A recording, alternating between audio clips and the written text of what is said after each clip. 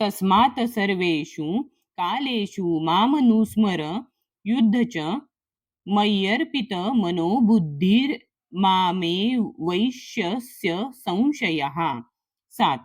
तस्मात म्हणून, सर्वेषु सर्व, कालेषु काळी, माम माझे, अनुस्मर स्मरित करीत राहा, स्मरण करीत राहा, अनुस्मर स्मरण करीत राहा, युद्ध युद्ध कर, च सुद्धा, मयी माझ्या ठाई, अर्पित शरणागत होऊन किंवा अर्पण करून, मन हा मन, बुद्धी ही बुद्धी, माम मला, एव निश्चितपणे, एष्यसी तू प्राप्त होशील, असंशय हा निसंदेह.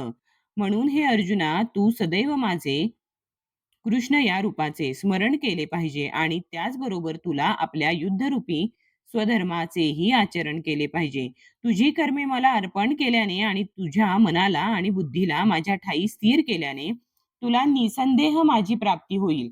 तात्पर्य: भगवंतांनी अर्जुनाला केलेला हा उपदेश सांसारिक कर्मे करण्यात गढून गेलेल्या सर्व लोकांसाठी अत्यंत महत्वाचा आहे. मनुष्याने आपल्या विहित कर्माचा किंवा उद्योगांचा त्याग केला पाहिजे असे भगवंत सांगत नाहीत. आपले विहित कर्म करीत असतानाच मनुष्य हरे कृष्ण महामंत्राचा जप करीत श्रीकृष्णांचे स्मरण करू शकतो.